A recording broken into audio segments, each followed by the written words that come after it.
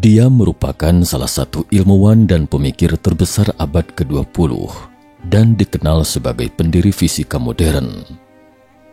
Ia menempati urutan ke-10 dari 100 ilmuwan top yang mempengaruhi jalannya sejarah manusia. Namanya Albert Einstein. Banyak pencapaian ilmiah dalam sepanjang hidupnya, misalnya efek fotolistrik, kesetaraan massa dan energi, teori relativitas khusus, teori relativitas umum, dan teori medan terpadu yang ia idamkan sepanjang hidupnya, tetapi belum sempat terwujud, hingga akhirnya dicetuskan oleh James Clerk Maxwell, atau dikenal sebagai persamaan Maxwell untuk versi modern. Namun yang mungkin tidak terduga oleh Anda adalah, ternyata bapak fisika modern, seorang lelaki tua nyentrik dengan rambut acak-acakan ini, seorang playboy yang mencampakkan istrinya. Salah satu frasa terkenalnya mengatakan, Tuhan tidak bermain dadu. Atas dasar ini, kaum ateis kemudian menyimpulkan bahwa Einstein tidak percaya pada Tuhan. Namun dia juga mengatakan sesuatu, bahwa ilmu tanpa agama adalah buta. Pernyataan ini dapat dimaknai bahwa orang berilmu tetapi tidak punya pedoman agama, maka ia akan berjalan tanpa arah. Sedangkan agama tanpa ilmu lumpuh. Artinya bahwa agama tanpa ilmu pengetahuan tidak akan membawa kemajuan peradaban. Lalu, apa sebenarnya Tuhannya Spinoza yang diyakini Einstein itu? Mengapa di usia senjanya dia mengatakan bahwa segala sesuatu di alam semesta telah diatur?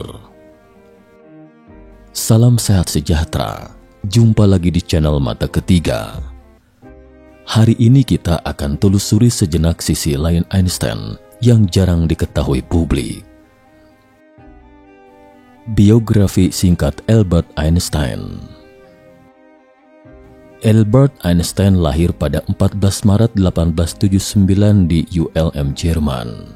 Ia merupakan putra dari seorang insinyur listrik. Ayah Einstein bernama Hermann Einstein, sedangkan ibunya bernama Pauline Koch.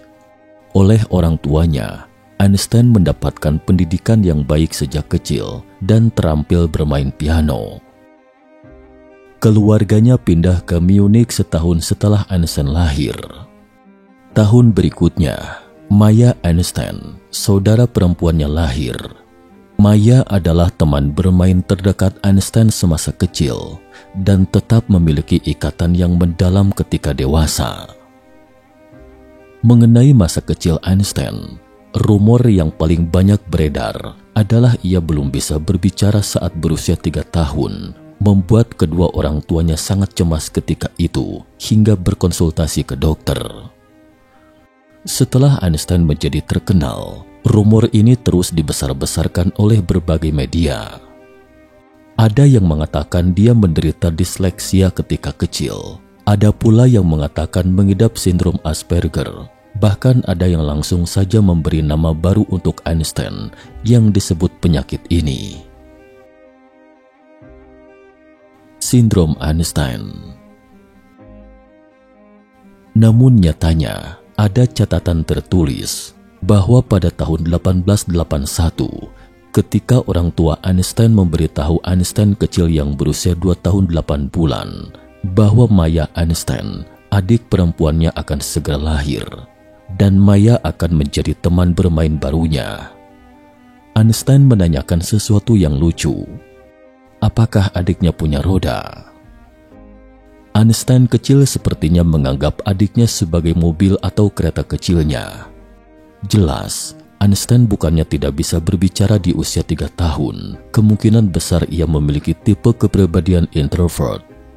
Orang dengan kepribadian ini cenderung pendiam, tidak banyak bicara, selalu fokus pada pikiran, perasaan, dan suasana hati yang berasal dari dalam diri sendiri. Ketika Einstein berumur 4 atau 5 tahun, ayahnya memberinya kompas. Saat itu, ia selalu merasa penasaran dengan fenomena aneh jarum magnet yang selalu menunjuk ke arah yang tetap, kemudian mengembangkan minatnya yang kuat pada ilmu pengetahuan alam. Pada 1887, ketika berusia 8 tahun, Einstein menempuh pendidikan di Gymnasium Luitpold yang kini bernama Gymnasium Albert Einstein. Di sana, Albert Einstein menempuh pendidikan sekolah menengah pertama hingga menengah atas. Albert Einstein merupakan seorang anak yang sangat mencintai matematika dan fisika. Selain itu, ketika berusia 12 tahun, Albert Einstein sudah menguasai aljabar dan geometri Euclides seorang diri. Ia pun berhasil membuktikan kebenaran pada teorema Pythagoras. Di usia 14 tahun, Albert Einstein menganggap dirinya telah menguasai kalkulus integral dan diferensial. Kemudian pada 1896, ketika berusia 17 tahun, ia melanjutkan pendidikannya di Politeknik Federal Swiss di kota Zurich untuk mempelajari ilmu fisika dan matematika. Albert Einstein menyelesaikan pendidikannya di Politeknik Federal Swiss pada 1900. Setahun kemudian, ia resmi menjadi warga Swiss. Karir Albert Einstein pada 1901, Albert Einstein bekerja di sebuah kantor paten untuk kekayaan intelektual di Bern. Di sana ia menjabat sebagai asisten penguji tingkat 3. Albert Einstein selalu memanfaatkan waktu luangnya untuk mendalami ilmu fisika. Pada 1902, Albert Einstein bersama teman-temannya di Bern membentuk kelompok diskusi bernama The Olympia Academy. Kelompok diskusi tersebut sering melakukan pertemuan secara teratur untuk membahas sains dan filsafat. Kemudian pada 1903, Albert Einstein diangkat menjadi karyawan tetap. Selama bekerja, Albert Einstein sudah membuat banyak karya yang mayoritas terkait transmisi sinyal listrik dan sinkronisasi listrik mekanika. Berkat karya tersebut, Albert Einstein menemukan tentang sifat cahaya dan koneksi dasar antara ruang dan waktu. Karya Albert Einstein pada 1905, Albert Einstein menerbitkan 4 buah makalah. Makalah pertama Einstein adalah tentang teori khusus relativitas atau sebuah cara baru yang dapat digunakan untuk melihat ruang dan waktu. Makalah kedua tentang foton atau cahaya bisa memunculkan semburan kecil dari sebuah energi. Makalah ketiga adalah tentang benda dan energi yang masing-masing bisa berubah menjadi benda atau energi lain. Makalah keempat adalah tentang kecepatan yang berupa gerakan partikel-partikel kecil di dalam larutan atau dikenal dengan sebutan gerak Brown. Pada 1909, banyak ilmuwan yang menyadari bahwa karya-karya Albert Einstein merupakan karya ilmuwan penting. Bahkan, Universitas Zurich memberikan gelar doktor profesor kepada Albert Einstein. Albert Einstein kemudian mengajar sebuah ilmu pengetahuan tentang elektrodinamika dan prinsip relativitas. Namun pada 1912, Albert Einstein kembali ke Institut Teknologi Konfederasi Zurich. Di sana, Albert Einstein mengajar kepada mahasiswa tentang termodinamika dan mekanika analitik. Pada tahun yang sama, yakni 1912, Albert Einstein diangkat menjadi profesor fisika teoritis. Sebagai seorang ahli fisika yang jenius, Albert Einstein berhasil menemukan berbagai temuan seperti teori relativitas khusus, teori kesetaraan massa energi, dan bom atom. Semasa di Institut Teknologi Konfederasi Zurich, di sana dua kata jenius dan playboy yang tampaknya tidak berhubungan ini pun merajut titik pertemuan yang tidak biasa. Jenius dan playboy. Selama tinggal di rumah Profesor Jos Winteler di Swiss, Einstein jatuh cinta dengan putri sang profesor, Mary Winteler, yang 2 tahun lebih tua dari Einstein. Saat itu, ia baru saja memperoleh kualifikasi sebagai guru dan ingin mencari pekerjaan mengajar yang tidak jauh dari tempat tinggalnya. Hubungan keduanya direstui kedua belah pihak keluarga. Dalam surat Einstein kepada Mary, kita dapat melihat sebaris kata yang penuh gairah. "Sayang, suratmu membuatku merasa bahagia tak terhingga. Sepasang mata yang begitu indah pernah menatap surat itu dengan penuh cinta, dan sepasang tangan halus yang pernah mengelusnya dengan memabukkan. Betapa indahnya bisa mengukir lembaran ini ke dalam sanubari. Malaikat kecilku sayang, kini aku memahami perasaan akan rindu kampung halaman dalam arti yang seutuhnya. Namun kebahagiaan cinta ini jauh lebih dari sekedar kepedihan daripada rindu kampung halaman. Orang jenius memang unik dalam hal memikat hati seorang gadis.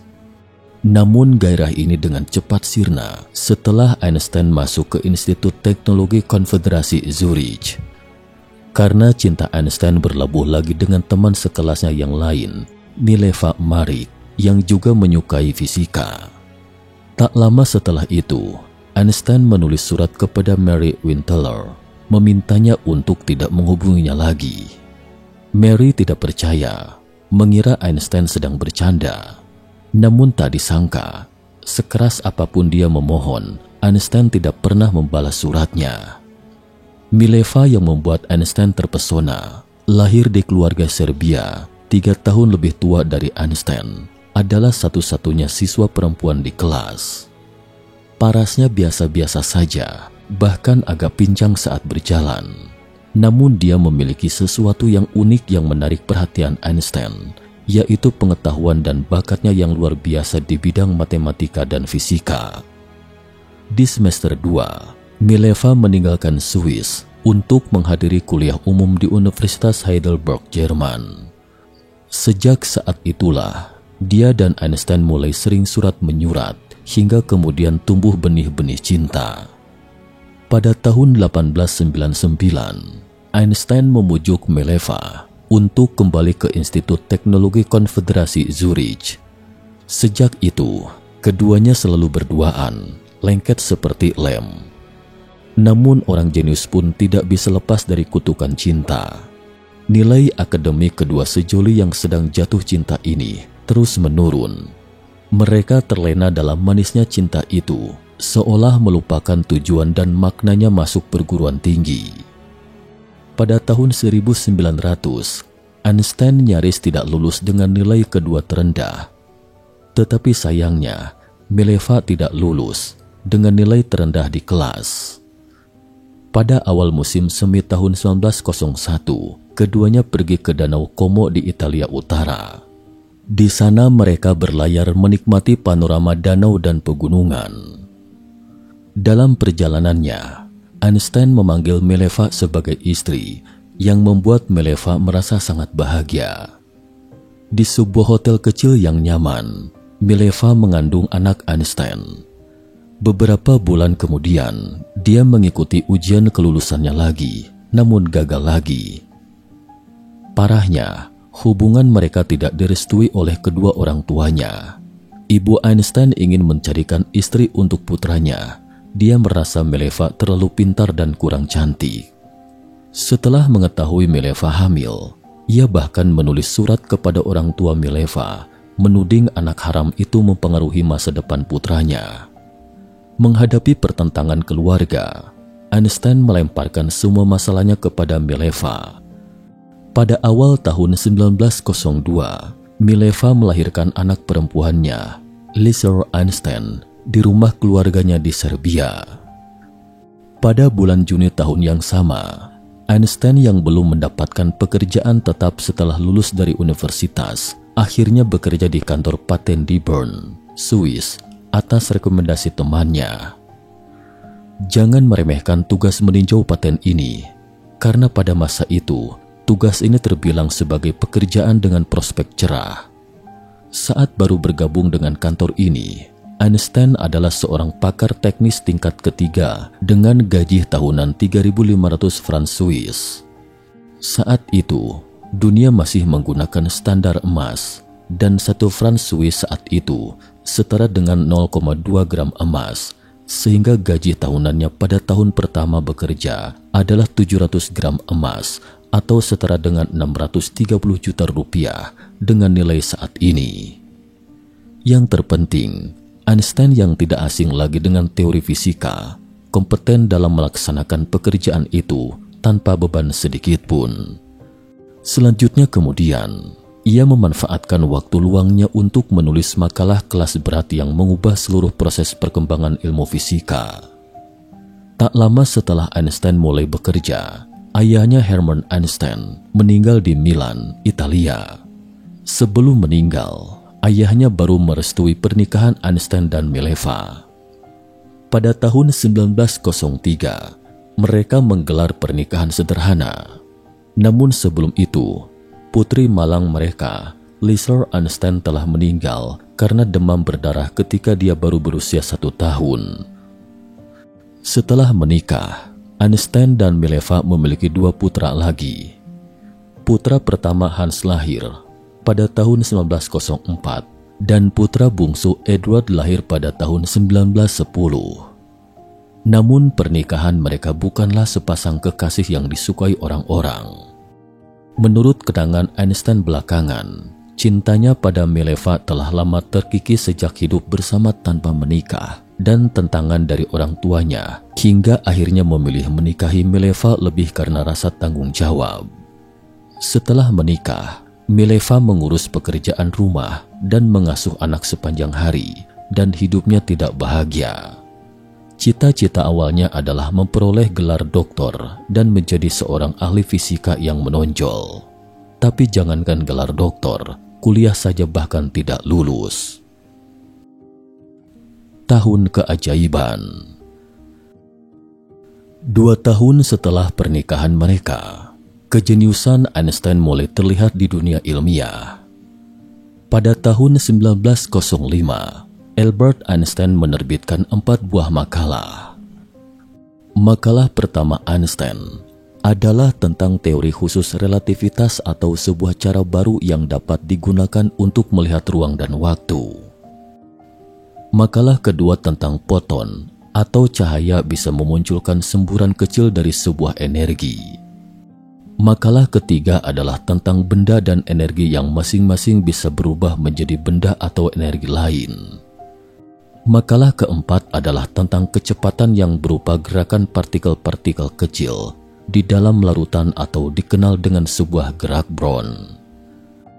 Pada tahun 1909, banyak ilmuwan yang menyadari bahwa karya-karya Albert Einstein merupakan karya ilmuwan penting.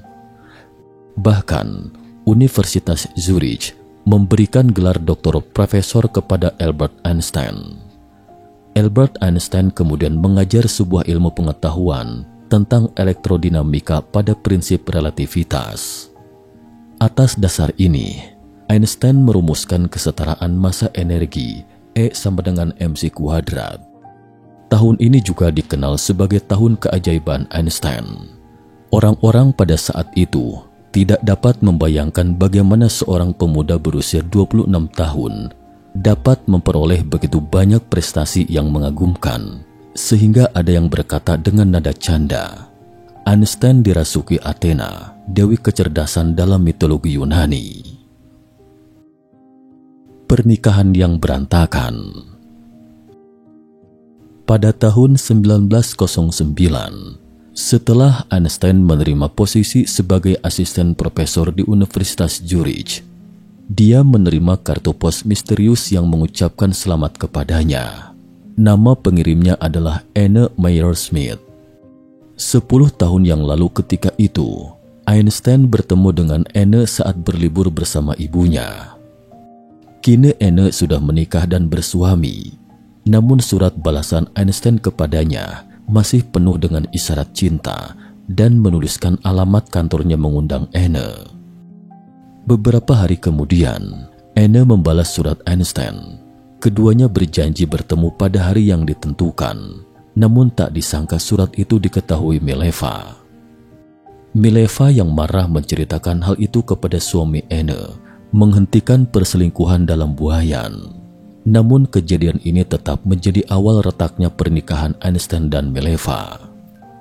Pada tahun 1911, Universitas Charles di Praha menaburkan cabang zaitun kepada Einstein mengundangnya menjadi profesor penuh. Meski Universitas Zurich berusaha keras mempertahankan Einstein, namun Einstein tetap memilih keluar untuk mendapatkan status akademis yang lebih tinggi. Segera Einstein pun pindah ke Praha bersama keluarganya. Selama Paskah tahun 1912, Einstein ke Berlin untuk berlibur sendirian, di mana dia bertemu dengan Elsa Einstein, kakak sepupunya yang telah lama berpisah. Dari sisi family, ayah Elsa merupakan sepupu dari ayah Einstein, dan ibunya merupakan kakak perempuan kandung dari ibu Einstein. Jadi Elsa adalah sepupu sekaligus keponakan Einstein. Keduanya selalu bermain bersama semasa kecil, lalu berpisah. Saat bertemu kembali, Elsa sudah menjadi seorang janda berusia 36 tahun, namun tetap menawan. Sementara Einstein yang berada jauh dari Mileva, ibarat ponsel yang jauh dari router rumah, selalu otomatis mencari sinyal wifi yang bisa dihubungkan. Dia menggoda saudara perempuannya itu. Kemudian Einstein merasa bahwa Elsa yang dewasa dan stabil lebih cocok dengan seleranya. Setelah kembali ke Praha, Einstein mulai sering surat menyurat dengan Elsa. Sama seperti setiap kisah cinta yang penuh gairah, surat-surat cinta Einstein penuh dengan serangkaian kalimat romantis. Dia berkata kepada Elsa, "Aku harus mencintai dirimu seorang. Ini adalah takdirku. Kalau tidak, hidupku akan gelap gulita. Sekarang aku tahu orang itu adalah kamu." Pada tahun 1914, fisikawan Jerman Max Planck dan ahli kimia Walter Nernst secara khusus mengundang Einstein untuk kembali ke Berlin, Jerman, menjabat sebagai direktur pertama di lembaga ilmiah Jerman yang baru didirikan. Bagi Einstein, hal ini jelas merupakan sebuah kejutan. Dengan begitu, dia bisa pindah ke Berlin dan lebih lanjut mempererat hubungannya dengan Elsa. Sesampainya di Berlin, Einstein mengajukan perpisahan pernikahan dengan Mileva. Namun Mileva tetap berangan-angan suaminya akan berubah pikiran. Beberapa bulan kemudian, Einstein mengeluarkan kontrak yang sangat memalukan kepada Mileva secara tertulis dan mengatakan kepada Mileva bahwa jika Mileva ingin terus mempertahankan pernikahannya, dia harus mematuhi ketentuan kontrak yang meliputi Mileva bertanggung jawab untuk mengurus rumah tangga dan menyiapkan menu hidangan 3 kali sehari, tetapi tidak boleh duduk berdua dengan Einstein di rumah, tidak boleh mengajak keluar bersama dengan Einstein, tidak boleh berharap keintiman apapun tentang hubungan mereka. Ketika Einstein memintanya keluar kamar, Mileva harus segera keluar tanpa protes. Tidak boleh merendahkan diri Einstein dengan cara apapun di hadapan anak-anak. Isi kontrak ini lebih tepatnya disebut kontrak tuan tanah kepada budaknya daripada ditulis oleh suami untuk istrinya. Maksud Einstein ini jelas ingin memaksa Mileva meninggalkan pernikahan mereka. Namun siapa sangka Mileva justru mengalah dengan menerima kontrak tersebut. Di sisi lain, Elsa juga terus mendesak Einstein untuk bercerai. Tak lama kemudian, Einstein pindah ke rumah Elsa. Mileva yang patah hati akhirnya menyadari bahwa tidak ada cara lagi untuk mempertahankan pernikahan ini. Jadi dia meninggalkan Berlin bersama anak-anaknya kembali ke Zurich. Einstein memanfaatkan kesempatan itu, mengatakan kepada Mileva bahwa suatu hari nanti dia akan mendapatkan hadiah Nobel. Selama Mileva setuju untuk bercerai, semua hadiah itu akan menjadi miliknya. Mileva menerima syarat itu. Pada tahun 1919, Einstein dan Mileva resmi bercerai. Saat proses perceraian, Einstein mengakui perselingkuhannya. Pengadilan memutuskan bahwa setelah perceraian, Einstein dilarang menikah lagi dalam 2 tahun ke depan. Namun Einstein yang semaunya itu tidak berniat mematuhi keputusan tersebut. Hanya beberapa bulan kemudian, dia menikah dengan kakak sepupunya, Elsa. Namun sebelum menikah dengan Elsa, terjadi sesuatu yang lebih buruk. Putri sulung Elsa, Ilse Löwenthal, yang berusia 21 tahun saat itu berada di masa puncak remajanya. Sepucuk suratnya dengan seorang teman dekatnya mengungkap rahasia yang lebih mengejutkan. Einstein pernah merasa bimbang untuk menikahi dia atau ibunya. Dalam surat tersebut, Ilse mengatakan bahwa Einstein secara pribadi pernah menyatakan kepadanya bahwa sulit mengendalikan cintanya kepada Ilse. Namun Elsa, ibunya, juga mengetahui hal ini dan mereka bertiga membicarakan hal itu dengan serius. Elsa mengatakan kalau Ilse bisa bahagia dengan Einstein, dia akan berhenti. Ilse meminta bantuan teman-temannya, mengatakan, "Tidak pernah terlintas dalam benakku untuk bersaing dengan ibuku seperti ini. Tolong bantu aku." Halaman depan surat itu ditulis dengan huruf besar, harap segera dibakar setelah membaca. Tapi ternyata teman Ilse tidak melakukannya. Kalau tidak, kita tidak akan tahu gosip seperti itu. Tentu saja, satu-satunya bukti mengenai hal itu adalah surat ini. Mungkin hanya pihak-pihak yang terlibat yang mengetahui fakta sebenarnya. Elsa jauh berbeda dengan Mileva. Selain merawat Einstein dengan telaten, dia juga toleran terhadap gaya hidup Einstein yang playboy. Tak lama setelah menikah kembali, kebiasaan lama Einstein kembali muncul. Selama lebih dari 10 tahun hidup bersama Elsa, Einstein terus berselingkuh dengan sekretaris pribadinya. Ada wanita pemilik toko bunga, ada wanita sosialita, istri orang lain, bahkan mata-mata wanita Soviet. Menabur cinta di sepanjang jalan, memetik bunga di mana saja ketika bertemu. Tuhan Einstein. Seperti yang umum ketahui, Einstein tidak memiliki keyakinan, sehingga ateis menjadi label stereotip kedua yang diletakkan pada Einstein oleh publik, selain penentangan terhadap mekanika kuantum. Namun faktanya, Einstein berulang kali menyatakan bahwa dirinya bukanlah seorang ateis. Pada tahun 1929, Rabi Yahudi Amerika yang terkenal, Herbert S. Goldstein, mengirimi Einstein sebuah telegram yang memintanya untuk menggambarkan Tuhan yang ia yakini. Albert Einstein menyatakan bahwa dia percaya pada Tuhan pateistik Spinoza. Dia tidak percaya pada Tuhan pribadi yang mementingkan dirinya sendiri dengan nasib dan tindakan manusia, sebuah pandangan yang menurut Einstein naif. Baruch de Spinoza adalah seorang filsuf Belanda yang dianggap merupakan salah satu dari 3 filsuf rasionalis terbesar di abad 17 dalam sejarah filosofi, bersama René Descartes di Prancis dan Gottfried Leibniz di Jerman. Tuhannya Spinoza bukanlah dewa kepribadian, tetapi jaringan luas yang merupakan hukum tertinggi dunia fisik atau alam.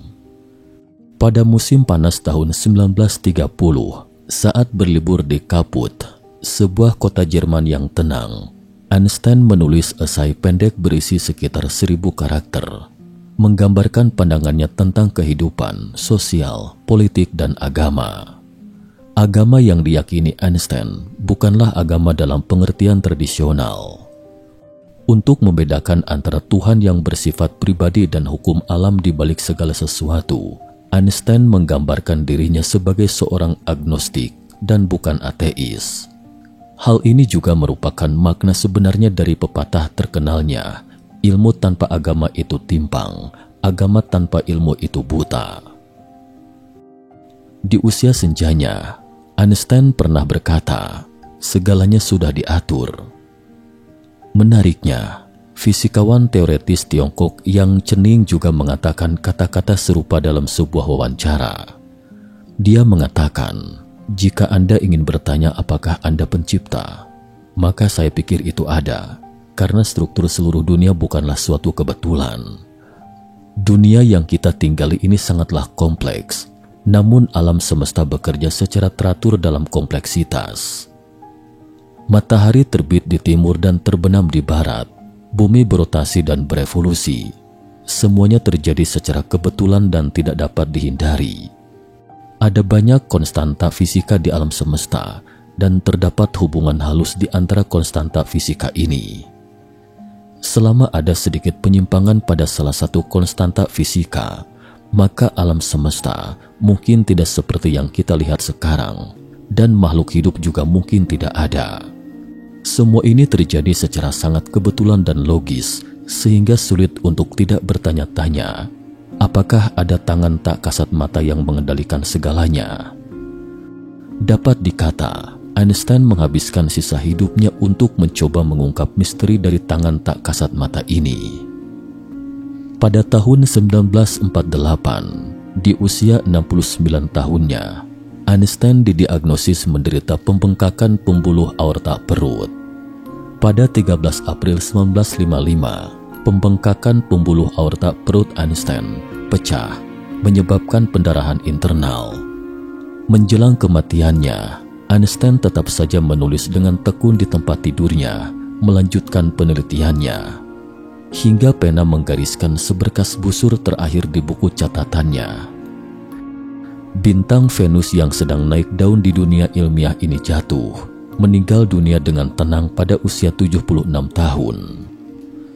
Setelah kematian Einstein, seorang petugas pemeriksa mayat yang terobsesi mencuri otaknya, mengaku ingin mempelajari apa sebenarnya perbedaan otak orang jenius ini dengan otak orang biasa. Mengenai cerita pencurian otak ini, sebelumnya sudah pernah diulas mata ketiga. Elsa, istri kedua Einstein, menderita penyakit jantung dan ginjal kronis 3 tahun kemudian setelah pindah ke Amerika Serikat bersama Einstein, hingga akhirnya meninggal pada tahun 1936. Sebaliknya, dibandingkan nasib istri pertama Einstein, Mileva, malah justru lebih tragis. Putra bungsunya, Edward Einstein, menderita skizofrenia ketika ia berusia sekitar 20 tahunan. Mileva berusaha dengan segala yang dimilikinya untuk menyembuhkan penyakit putranya. Pada tahun 1930-an, putra sulungnya Hans Albert Einstein ke Amerika Serikat dan tinggal bersama ayahnya, Einstein. Sementara Mileva tetap tinggal di Swiss untuk merawat Edward, menjalani kehidupan yang hampir terisolasi. Pada tahun 1948, Mileva meninggal karena stroke. Sebelumnya ia telah berjuang selama beberapa tahun dalam keputusasaan dengan kondisi setengah lumpuh. Setelah kematian Mileva, Edward dikirim ke rumah sakit jiwa di Zurich dan meninggal pada tahun 1965. Tahun itu bertepatan dengan peringatan 10 tahun wafatnya Albert Einstein. Di sisi lain, Hans mewarisi sebagian gen unggulan ayahnya. Meski prestasi akademiknya tidak secemerlang ayahnya, ia juga mantan profesor di Universitas California, Berkeley, dan juga seorang ahli di bidang teknik hidrolik. Hans menderita serangan jantung pada tahun 1973 dan meninggal di Massachusetts, AS. Melihat kembali perjalanan hidup Einstein, dengan kekuatannya sendiri, dia mendorong kemajuan peradaban manusia. Namun di luar lingkaran cahaya cemerlang itu, ia juga manusia biasa yang rapuh, tetapi ini bukanlah suatu kontradiksi. Tidak ada seorang pun yang sempurna di dunia ini, seperti halnya tidak ada emas yang sempurna. Setiap orang memiliki emosi, nafsu dan hasrat, baik dan jahat, sedih dan gembira, baik orang yang biasa seperti kita-kita semua, atau yang hebat sekalipun seperti Einstein. Sekian dan terima kasih atas perhatiannya.